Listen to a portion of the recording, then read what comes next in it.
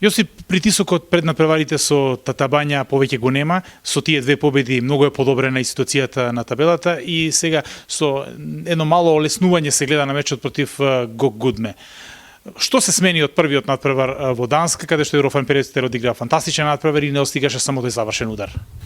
Pa sigurno poslije ove dvije pobjede mislim da će nam biti dosta lakše odigrati ovu utakmicu sa Gogom koji igraju dosta drugačiji rukomet od Tatabanje.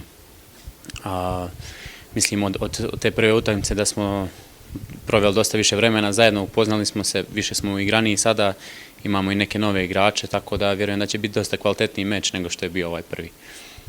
Неиграњето на хрватските интернационалци кои што се повредени го лимитира тимот, но во првото полувреме во Хрватска против Загреб покажавте дека и со други интерпретатори, со Матео Мараш, со Кукуловски, екипата, колективот знае да одигра, да не трпи финалниот производ. Pa sigurno su to jako kvalitetni igrači, nažalost nisu imali toliku minutažu u dosadašnjim utakmicama, ali eto pokazali su da se na njih jako ozbiljno može računati i da imaju svoj učinak u ekipi.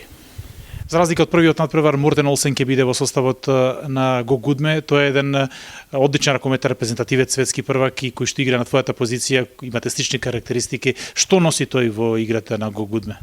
Pa sigurno takav jedan igrač daje dodatnu snagu svojoj ekipi koja je inače jako mlada, a on je iskusan igrač, ima iza sebe pozavidan CV, tako da vjerujem da će im onda dati jednu nijansu novu i da će biti dosta kvalitetniji uz njega. Кога балкански екипи играат со скандинавски, некако главната цел е да ги успорат тој силен ритам и многобројните голови да ги намалат. Дали е тоа мисијата и на Еврофан Перестер утре вечер? Pa sigurno da igramo dosta drugačiji rukomet od njih, naš se više bazira obrambeno i oni su jako mladi i njeguju taj brzi rukomet. Mi ćemo se potruditi da ih usporimo koliko možemo i ako možemo da ih pobjedimo, naravno.